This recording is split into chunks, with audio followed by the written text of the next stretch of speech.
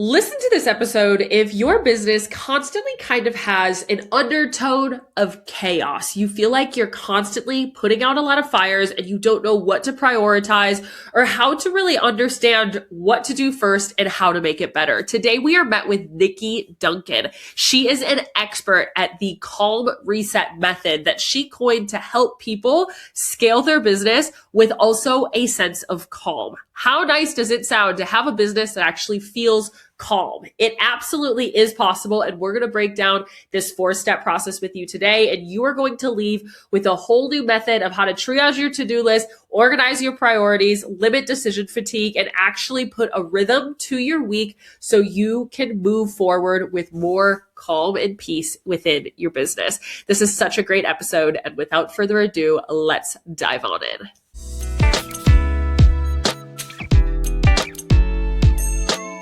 So, Nikki, tell everybody about your background and what led you to creating the Calm Reset. My background and how I got to the Calm Reset. I spent over 20 years working in a fast-growing development area for a national franchise. When I started, we had 30 stores in our area, and when my job ended, we had 130. So we grew a lot. And within that, there were always initiatives coming out from our corporate home office. There were initiatives within our own office. And I was the number one go-to liaison for all of those business owners that owned those franchises. So some of them owned multiple stores. I think I had something like 85 or 90 different business owners that I supported across those 130 stores. Even though they were all in the same business, no two locations had the exact same needs. Yeah. Everybody was different. Their teams were different. The people were different. And all day, every day was something fresh and something fun. New. And it was like, yeah, it's, kind of the same, but kind of new. And the challenges and the issues and just the chaos that can exist in a fast-moving, complex, multi-layered environment like that. Yeah. The chaos is immense. And I had to learn kind of on my own and on the fly how to manage that chaos. And one day I heard, I want to say it was our IT department at corporate was talking about how they triaged the incoming calls into the tech support line. And I was like, oh, that's really smart. And so I just sort of began triaging all of the calls that were coming into me every day.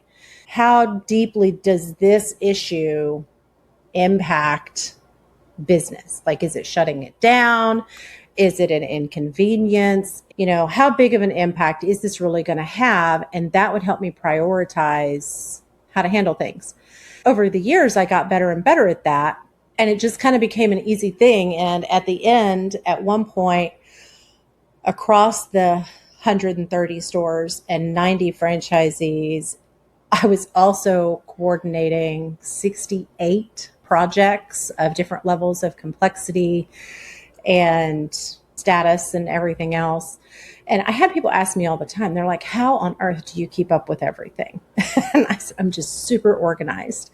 And I was organized. I am organized, but really, I just have a system for everything. And I learned to ask, it all started with that, what level of impact is this having question? And being able to answer that really helped me be able to go deeper into it. And so with the Calm Reset, we classify chaos, align priorities, limit decision making or decision fatigue, because that's a very real thing. And we begin to move through our days with rhythm. So even on days like today, when I woke up and everything just like all these little weird things kept happening, trying to throw me off my game, I was able to, instead of getting all amped up and frustrated and mad or whatever, I was able to say, okay, my phone screen died and I can't do anything on my phone unless I'm at my laptop. This is an inconvenience, but it's not a critical element that's going to end the world. Yeah. So I have redundancies and backups in place for things like that for a reason. Does it slow me down? Yes. But does it stop me and make everything crazy wild? No.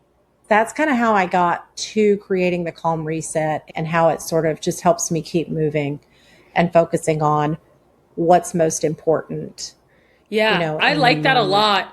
And I kind of want to go through all four of those. I see obviously the benefit in all four of those different things. And it's something that everybody listening can understand and relate to is this idea that like we truly have so much going on at once. And it's been something that we talk about a lot on the podcast is just we all feel like you could be hit from all angles. And it's a question that I get asked all the time is like, how do people actually do this all? And the answer really is that they're not. They're able to really go through a process and systemize it and make sure what are they actually prioritizing? Because if you can't get comfortable having a list of 1,000 things to do every single day, business ownership is going to be hard for you. I right now could know that I could sit down and probably work straight for 60 hours and still have a list of things that I know that I probably could do because we will forever have this list. But the first step is what it sounds like to you. And it's something I called triaging your to-do list is the calm or the C for you is classifying what the tasks are on your list.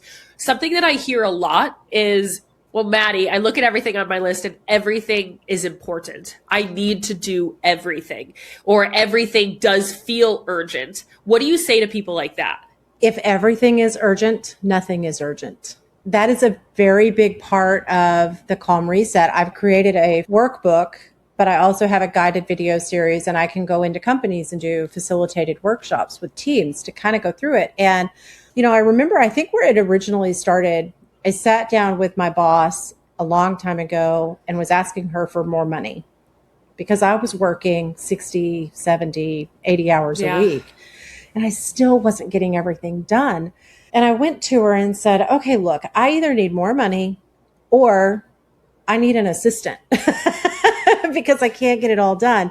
She says, I will give you more money, but I'm not giving you an assistant. I instead need you to figure out a way to take stuff off of your plate. Yeah. And so we sat there and we talked about what I might be able to take off my plate. I'm like, well, can I give this to Maddie? Nope, you're too good at that. Can I give this to somebody? Nope. And so she wouldn't let me take anything off my plate. And I'm like, well, how do I do the same amount of work that I'm already not getting done in less time? And I had to get really intentional with it. So I kind of started looking at, the C part of the Calm Reset is classifying the chaos. I kind of had to start looking at what kind of chaos am I dealing with? Am I dealing with structural chaos where the system, the process just can't handle the workload? Is it the system, the process itself that's creating the work? Is it a people chaos? There are different kinds of chaos. And what kind of chaos is it? Where is it coming from? And once I was able to identify the chaos, then that also really helped me kind of move into the next step. So the first step that we go through, and I'm blanking on some of the types of chaos. You'd think I'd know them. I wrote it. But I know one of them is structural and, the system just can't handle it. One of them is with the leadership. Founder volatility is one of them where the founders are reacting to everything and you're working in a really reactive environment instead of intentional. And that is its own kind of chaos, so different levels of that. And within those, in the classifying part, I take people through it and we write down start with your top 5 chaoses that you're dealing with right now. And what are those top 5 chaoses? And then we match those up with what kind of chaos is it? And is one kind of chaos seen over and over again? Is all of your chaos coming because of founder volatility, where your leadership is real reactive? Is all of your chaos coming from your structure of the operations in the organization? Where is it coming from? And when we know where it's coming from, then we can begin to really assess it. And As we go through, especially the guided series, because there's more content in the guided series than the workbook. But as we go through the guided series, we also look at how that chaos is driving your work. Yeah. And how much is it impacting it? And once we've classified it and do some alignment exercises, then we can really dig into which ones really are important. And I keep it real simple, and I use a red, green, yellow system, kind of like a stoplight. If red is truly urgent, yellow needs some attention, but it's not necessarily urgent. Green is not necessarily unimportant, but we're just kind of optimizing. It's functioning. Things. Little tweaks here, little tweaks there. There have been times I have found myself in conversations with people on my team, and they're like, well, I need Post-it notes. Okay, I'll go buy you some Post-it notes. Now, you got to make sure it's the 3x3 Post-it note that's got the lines on it. And I'm like, but a Post-it note is a Post-it note. And, I'm looking at it from a Post-it as a Post-it, and they're dug in on that optimization level. And so to them, that line on the Post-it is really, really important. But that's just a green. It's not. Yeah, that's not it's not mission critical to making revenue or anything like that. Yeah. A phone call that had all those franchisees I used to support. I remember in one day, I had one franchisee called me and said, one of my 3 computers is not working correctly and I can't get system support to call me back fast. I'm like, well, is it working? What's it doing? And whatever it was doing, it was an inconvenience. Yeah. And then immediately, while I was on the phone with that franchisee, I got a text message from another franchisee. There's a shootout in my parking lot and bullets are going through the glass into the store. What do I do? Yeah. Okay, so, that one's really easy to triage, right? Obviously, the life-threatening danger is obviously more important in that moment. And that's another part of it, right? I mean, sometimes it truly is life-threatening or a major threat to the business. And sometimes it's something that just feels like it is, but it's not really. Totally. How do you define or identify chaos, and how do you differentiate it from just something that has to be done in business? How do you actually say, okay, no, this is actually in chaos, and other people saying, nope, this is just part of business? For me, chaos is the noise and the distraction and all of the things that try to pull you off of your rhythm. When I go through all of the things happening, and we'll just get really personal here and use my life as an example, right? Yeah. I've started my own company. I've got 2 different clients. My mother is in early stages of cognitive decline. Sometimes she remembers what she's done. Sometimes she doesn't. Yeah. Sometimes it's easy. Sometimes it's not.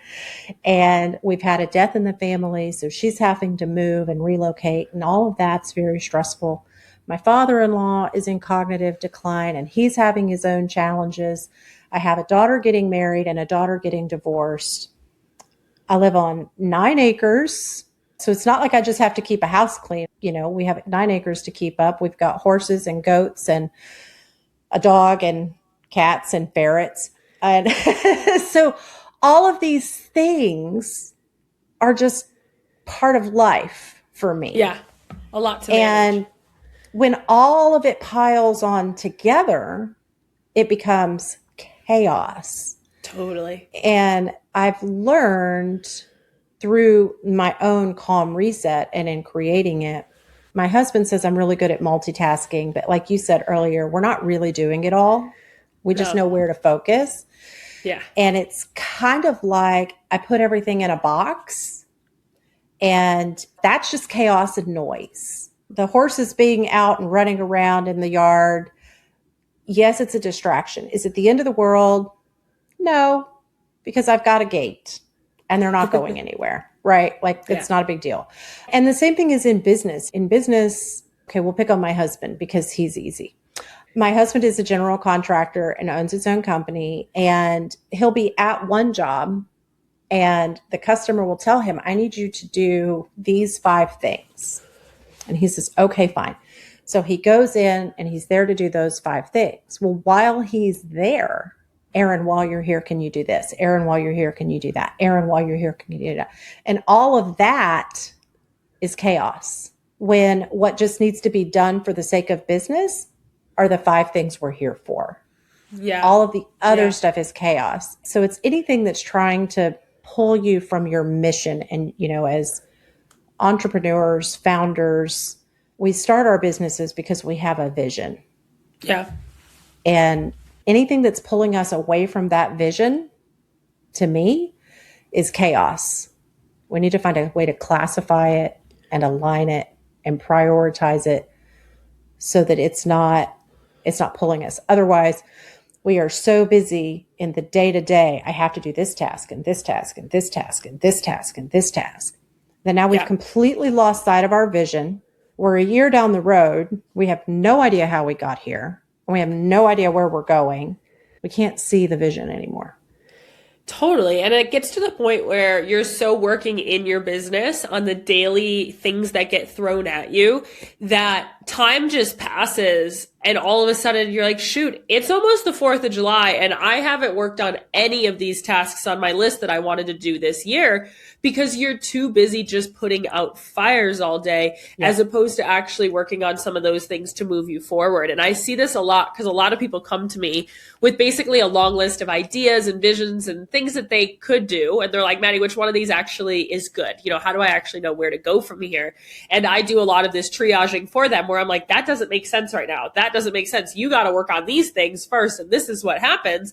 And when I start to try to explain this to them, they're like, but what if I just really want new packaging? In your case, that would be a green. Is your packaging functional? Yep. Are you getting complaints on it? Is it able to be sold? Is it breaking in transit? Everything is good.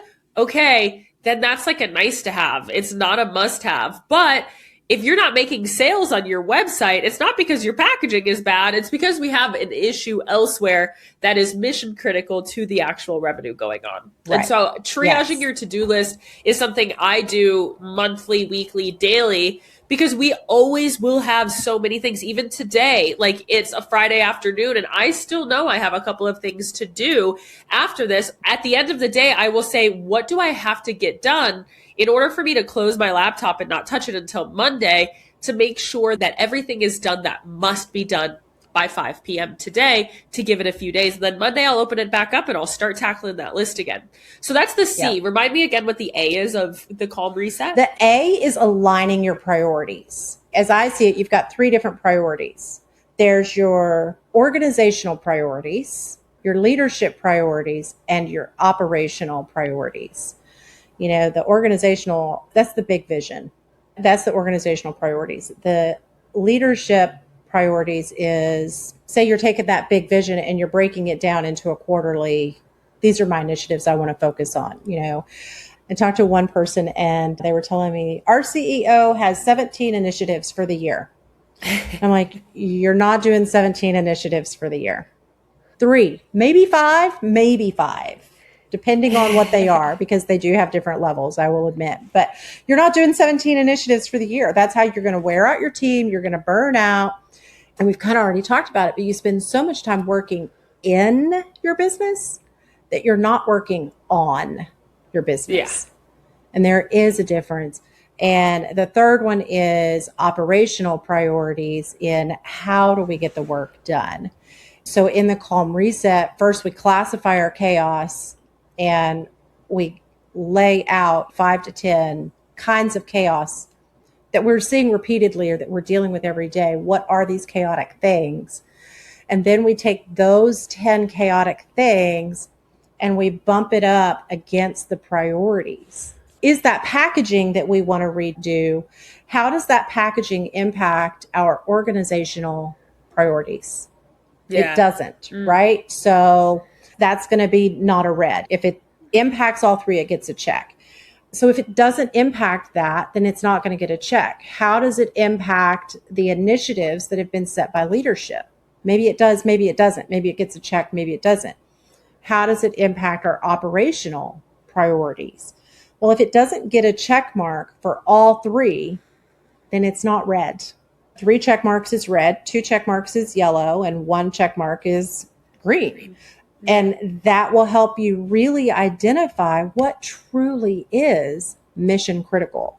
And once you know what the chaos is, where it's coming from, and which ones are mission critical, then you can get into where do we start prioritizing and shifting.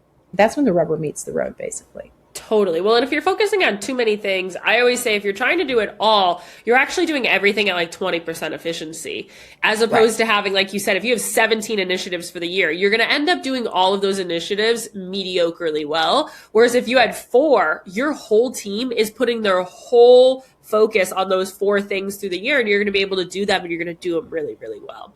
So that first is so essential for business owners to be able to basically be able to say what is actually important, and then how do we prioritize this and put it into action. If it's okay, I'm going to interrupt this podcast for 30 quick seconds to let you know about the Founders Cafe. It is my completely free podcast community where you can gain access to bonus resources, gain access to me and free coaching calls, as well as build a network of other business owners just like yourself. Business ownership is a lonely game, and we might as well build community, build a network, and have a space to collaborate. We can bring this conversation and all the other conversations we have on this podcast over into this free podcast community and make this a two-way street. I would love to answer your questions there, connect with you, see you on our next free coaching call. Click the link in the show notes and you'll find the link there.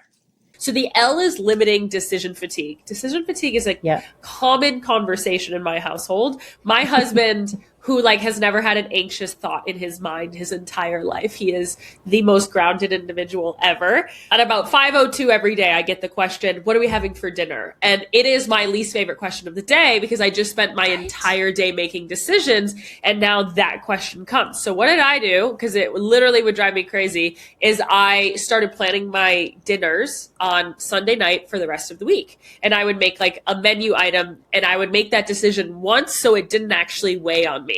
This is a conversation that I have all the time. It's like, what are we watching on TV tonight? What do you want to do this weekend? All of those little decisions really do add up. And I think you see it first in your personal life, but it's a pullover from your professional life because I'm making everybody's decisions for them. So I'm not only making my own business decisions, I'm making everybody else's decisions as well. How do you actually limit decision fatigue? What are some of your tangible strategies there? Tangible strategies. The biggest one is who really needs to own this decision? Just for simplicity's sake, I basically created it as a decision ladder. Yeah. And as you go up the rungs of the ladder, the authority of who can make that decision rises. The goal should be to keep as many decisions as possible at these lower levels. Because for founders and business CEOs and leaders and the people who are, up here needing to be able to do all the visionary and the big work, these people need their bandwidth cleared up. Yeah. And so the people down here, the operators, the me's, we need to be containing these decisions down here and not ever getting them up here. My former boss used to call it the gatekeeper. I was the gatekeeper. My job was to keep things off of her plate. My daughter, and it was one of the best examples I've ever seen in daily practical use. When my daughter was in high school band, I walked into the high school band hall for the first time, and the director's office door was closed. And on the door were 5 pieces of paper, and the bottom piece of paper said, "Did you ask a veteran band member?" The next one was, "Did you ask a section leader? Did you ask a drum major? Did you ask an assistant band director? Now you can ask me." Yeah. You have to go through all the levels, start bottom up. And where can that decision stop? Because the founder, you for your company, for the sake of this podcast, you don't need to be worrying about, are we going to edit this so Maddie's on top of the video and Nikki's on bottom? Or, you don't need to make that decision, right? That's not your mission. That kind of decision needs to be made at a lower level. Oh gosh, do I want to fade this out 10% or 15%? These are the silly decisions that don't belong on the visionary. Yes. Right. They belong somewhere else. And if the founder is so caught up in those decisions, they're not focusing on the long-term vision like they should be. That's when they need to bring somebody in like you or me, depending on the situation. They need to bring somebody in to help make those decisions and help clear that chaos and get some of those things off of their list so they can free up space so that their decisions are less. Because honestly, I mean, just what to wear in the morning is a decision. That's why you see so many politicians wear a dark suit and a red tie. The president of the United States has an outfit, has a color suit that they're supposed to wear every day of the week so they don't have to make the decision. Many CEOs do the same thing. I forget if it was Zuckerberg or if it was Steve Jobs or somebody had a color t-shirt that he would wear every day just so that wasn't a decision that he ever had to make. And I think it's really important to really understand the weight that decisions have on us. And I think anybody that is running a business, running a household, has kids, has a life, has a partner, has friends, have all of these things, we start to kind of feel it. But something that I see here a lot is this really comes when you're building your team out. And first, the founder kind of hires all of these specialists where they're like, okay, we have a marketing person. Okay, I have, a warehouse person. All right, we have, whatever, a logistics person. We have all of these little specialists, but all of those specialists don't have anybody to go to other than them, the founder. And this is where I talk a lot about how the founder role changes and adjusts as their business goes. So when it's just you, you have to find ways to limit decision fatigue within yourself. What doesn't need to be done today? When it's you and a bunch of specialists, you have to figure out how you can also direct those people that you trust them to make some of these decisions. And again, unless it's mission critical, they don't always have to come to you. And then usually when I have enough people at that specialist stage it's like, okay, now we need like a GM, we need an operator, we need that gatekeeper in between the founder and them. And then you can kind of start building out this org chart of, okay, now we have 4 marketing people and the operators are actually just asking the marketing manager. And so it almost starts to be this web of everybody else asking these decisions. Now, something that I think is really important here is you have to tell these people that they're not going to the founder with these questions. And it's all about, they need to know what that ladder is, because what I find is I have a lot of founders coming to me being like, I feel like I'm just answering questions all day long. I said, okay, well, what are the questions you're being asked? They're like, oh, this, like, do they know that they don't need to ask you that it can just be approved and go? They've been working for you for 3 years. They don't need to run that copy by you anymore. They're like, oh, you know what? I haven't actually given them that permission. Where a lot of times the decision fatigue is kind of a simple, just letting everybody know what actually needs to be run by you, what doesn't, or just run it by this other person. That's what that other person is there for as well. Yeah. And it can be so simple. I mean, I was working on something last week, maybe earlier this week, I'm not sure anymore. I was working on something for one of my clients and I sent him a message and I said, okay, here's where we are with this. Here's the next steps. Here's what it's going to cost. This is what I think should happen. Do you want to do that? Which way do you want to go? And he replied to me and said, you have complete, full authority to make these decisions for me. Just go, just make them. I trust you. Do what you need to do. Pick what you think is best and go forth. And I was like, yes, okay.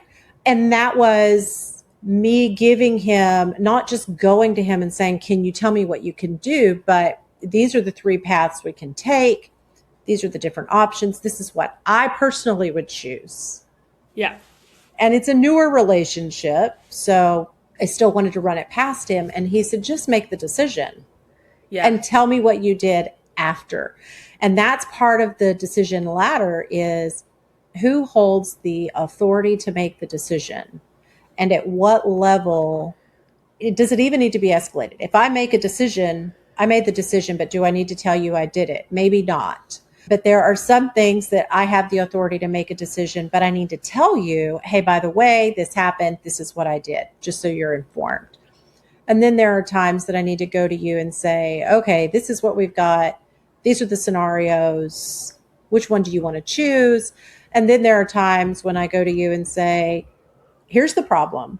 And I have no idea what to do because this decision impacts the organizational priority, the leadership priorities, and the operational priorities. So all three priority levels are impacted by this decision. And that is 100% on you as the founder. Yeah. Well, and very often these people are running things by you because A, they don't want to do it wrong, and B, they don't want you to be upset if they choose something that is not something that you would have wanted them to do. And so that is something that I do very often is when I hire somebody, they're running everything by me to approve it. And then once I have like 3 times when I don't need to make any adjustments to what they do, that third time I say, you know what? Feel free to make that decision from now on without me. And if there's ever anything that you truly don't understand or don't know, like I trust you, but feel free to come to me if it is a little bit of an emergency that you don't really understand what you really want to do moving forward. Yeah. And I think that's a really important step of the hiring and the training. A lot of managing a team really can be solved, and the chaos in a team can be solved by feedback and communication within that team as well. Yeah. So the M, I forget what you said, but it's kind of like put it into a system. What was your sexy M? Move with rhythm. And this is one I learned, gosh, many, many moons ago. I had a lady, she was teaching a writer's workshop, and she was talking about how she does her to-do list. I used to have it on a dry erase board in my office. I've done it on a piece of paper. Now I do it on the computer in a different way and use it as tasks within my calendar. So it's just kind of different. But basically, you take a piece of paper and draw a line down the middle, top to bottom. And then on the left side, you cut the left side column in half again. Yeah. On the right-hand side of it is every single thing you have to do. All of everything, no matter how big, how little, anything and everything that has to get done, you put it on the right-hand side of the paper. And then either at night or in the morning, whatever works best for you, if you want to close your day out this way or start your day this way, then once a day, you sit down with that and you look at it and say, let's say you're starting your morning with it. You look at your to-do list on the right and say, okay, what are the 3 things that I need to do today that I absolutely have to do? I cannot leave my computer for the weekend until I've done these 3 things. Then you move those 3 things to the top left column, and that's today's must-dos. The bottom left is I am, and I call it you are a clarity creator or something like that. You know, you are just an absolute rock star. If you get this one, you only get to pick one thing from your list on the right to put in the bottom left corner. If you get that one thing done, if you get those 3 things and that one thing done, you are a rock star and you absolutely killed it. And what I found when I started approaching my day like this, you know those days you have when you go in the house and your spouse says, what's for dinner? I don't know. What are you cooking? How was your day? You know what? I'm not even sure how my day was. I have no clue what I got accomplished. I was busy all day. Yeah. I was busy all day. I have no clue what the heck I got accomplished. And if you ask me to make one more decision, like, are we having chicken or steak for dinner? I'm going to throw something at your head. Right? I mean, you just reach that point with all the decisions and the chaos that comes in and out of the day. And so I found that once my chaos is classified, my priorities are lined, I know who owns decisions where, and I put everything through the rhythm exercise. If somebody comes to me with something, I'm working on one of my top items, and somebody comes to me with something, I could look at it and say, okay, that's important, but it's not critical. It's not important enough to knock one of these 3 things out of the running. So that's going to be added to my list on the right. And I'll try to get to it tomorrow or, whatever. And I have found that in doing that, my decision fatigue is way less. I used to have migraines all the time. They are so far less now.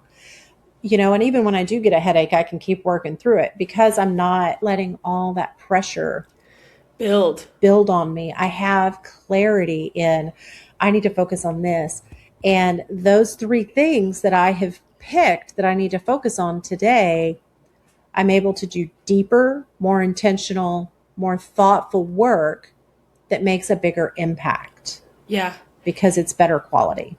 And you get to close your laptop at the end of the day and say, I accomplished what I had to do today. I think when Yes. people get overwhelmed is when they look at their list of 100 things and they're like, my gosh, I only crossed 3 of them off the list. But again, we have to be comfortable. I know every day that I close my laptop, there was something that I could have done today. There was 17 things I could have done today that I didn't. So you close your laptop with the things done that I at least knew what to do, and you kind of can wedge your expectations a little bit, as opposed to, wow, I have all of these things to do. Is these are the only things that I have to be able to actually accomplish today. I really like this model because it starts with, okay, how do I actually understand what is important to put on that list? How do I understand what do I need to prioritize to put on that list? And then how do I limit all of the other BS that comes my way throughout the day to allow for me to actually focus on that list? And Right. I use this little like model a lot, and I have it written on a Post-it note, and I show people all the time, is like, in business, we think that there's a circle and this is what our to-do list is. And we end up with our time going all over the place. Like there are arrows coming all over the place. But how you actually build and scale a company is you have, this is the amount of time I have, and let's take focused action and take that focused action really far, as opposed to, again, focusing on everything. Because our brains aren't made to be jostled between, you know, this and that and the other thing and all of these other things. You're moving all over the place all day long. No wonder you're so exhausted and burnt out. And I like the move with rhythm. And I explain this in different ways as well, is that you need to, even like on a day-to-day, no, okay, my Mondays, I focus on content. My Tuesdays, you know, I do some of these other things because, you know, we don't have the same things that you have to do every day. There's a reason Right. I take most of my calls on Tuesdays and Thursdays, is because if I had to sit every few hours throughout my week and take a client call, my brain would get so jostled around from, okay, I was just doing accounting and now I'm coaching and then I'm creating an Instagram video. You almost move around too much. Whereas if you can actually build this rhythm into your day, into your week, and just be able to really understand it, I think a lot of people are like, man, that would feel peaceful. If you just knew what you had to do every day and what you had to accomplish that day, you got to close your laptop and call it good by the end of the day. You have this sense of accomplishment, as opposed to, oh, I only got 3 things done. You're like, okay, I got the 3 things done that I had to do. Exactly. It's a different shift. And, you know, like you're saying about, you know, Monday's content creation and so on and so forth. In my previous job, we did franchise renewals, franchise transfers. I had upgrades and, you know, image upgrades and compliance stuff. And there was, you know, other stuff I had to do. There was just a ton of reports that we had to do. Oh, and new stores, building out new stores. You know, I had new store Monday, transfer Tuesday, renewal Wednesday. And Monday was my day that if it was new store related, I went through every single file that was related to a new store and made sure that file was up to date and current. And if anything needed to be chased down or followed up, Monday was my day to do it. And then Tuesday, I did the same thing. Now, if something came in during the day, if it was transfer Tuesday, but something came in from the day before, I addressed it, I filed it, and I kept moving and got right back to Tuesday in my transfers. And it allowed those other distractions coming in to be momentary blips, not something that would pull me off. It wasn't, I'm in the middle of this transfer file and this new store thing came in and it's super important. Now I got to go spend an hour getting caught up on that file. I don't have to get caught up on that file. It's up to date. Yes. And that process. So I had my weekly process, and then within the weekly process was my daily process. Yeah. And it made a huge difference. What it really comes down to is people that feel like they're doing it all. They're not doing it all. They just have a system and an organization behind it. Just like you said at the beginning of the episode, people think that I'm a multitasker, but I'm really just organized. And I say this a lot in this conversation is, as a business owner, if you are type B, I am much more type B in my personal life. My husband will tell you I am like incredibly go with the flow.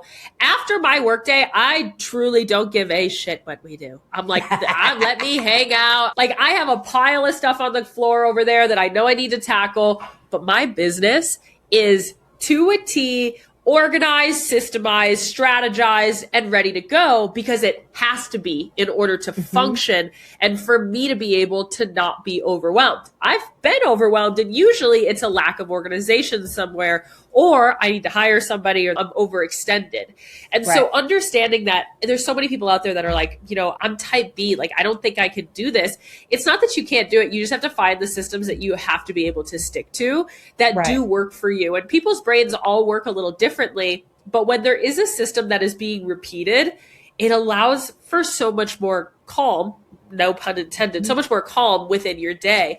And I think this is a great model for people to start with of how can they actually remove some of that overwhelm and just like jitters that you feel in business. Yeah.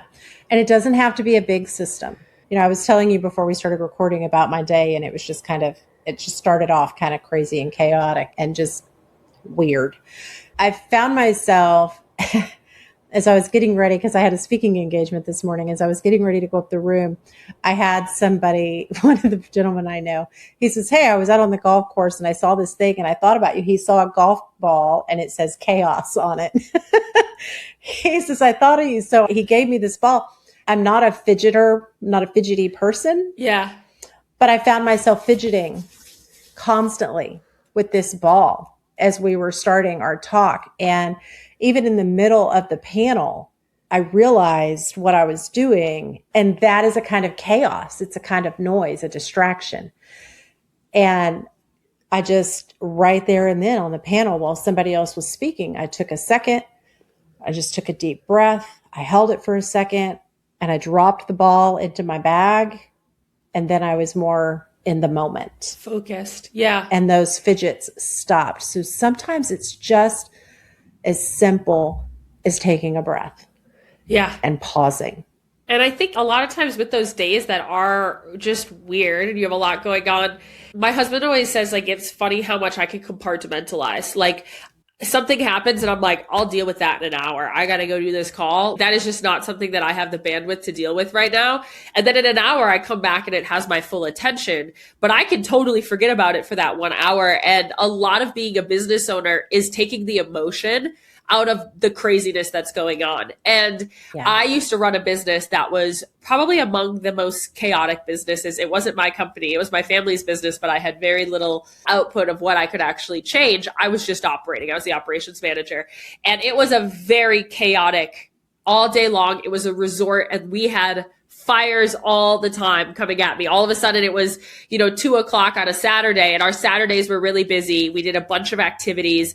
We had 2 different locations. We had a restaurant, a golf course, and we had 9 activities. We did whitewater rafting, zip lining, paintballing, all sorts of really high adventure activities. Our whole staff was 70 kids that were between 18 and like 24. And I was the one person operating everything all at once. And I will still say to this day, I just need a busy Saturday. For whatever reason, my body just like craves that chaos a little bit.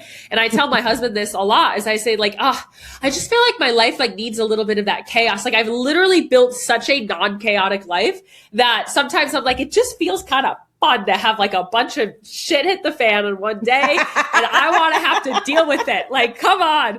And it's because I've built so many systems, so much structure. And I say it kind of tongue in cheek now, where there's not enough money in the world that could bring me back to operating that company at the stage that we were operating it at. Cause it was pure chaos for 4 months. And it was so much fun when I was 22 and was having a lot of fun with it. But now that I have taken a step back for years and have built a different business doesn't have to feel that way. So if a listener is out there and you are in the midst of running a company that feels like it is just like fires going out all day long, there are seasons of that in business. In the middle, like Black Friday weekend, that does tend to happen sometimes. Your website has a bug or this thing isn't working, that thing.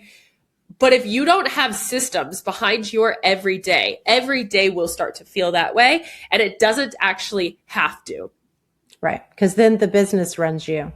Yes, exactly. And you don't want the business to run you. And if you're feeling like you have to be on 24/7, you have 12 thoughts at once, That is a mismanaged system somewhere, whether it's personally, professionally, with your team, with your operations. You have to kind of find the root of that. And Nikki obviously is an expert with that. Nikki, where can people find you? Where can people learn more about the Calm Reset and anything that you want to send people to? People can learn about me either on LinkedIn, which is Nikki Duncan PMP, like Project Management Professional, or on my website, nikkiduncan.com, and it's Nikki. So if you can spell Nikki and you can spell Duncan, not like the donuts. I am easy to find. I also have a new podcast that is the Scaling with Heart podcast on YouTube, and that other one, Spotify. I'm very easy to find. So nikkiduncan.com or LinkedIn, and I'm very easy to get a hold of. Awesome. We'll put all of that below. Nikki, this has been great. Thanks so much for being here. Thanks for having me, Maddie. Yeah.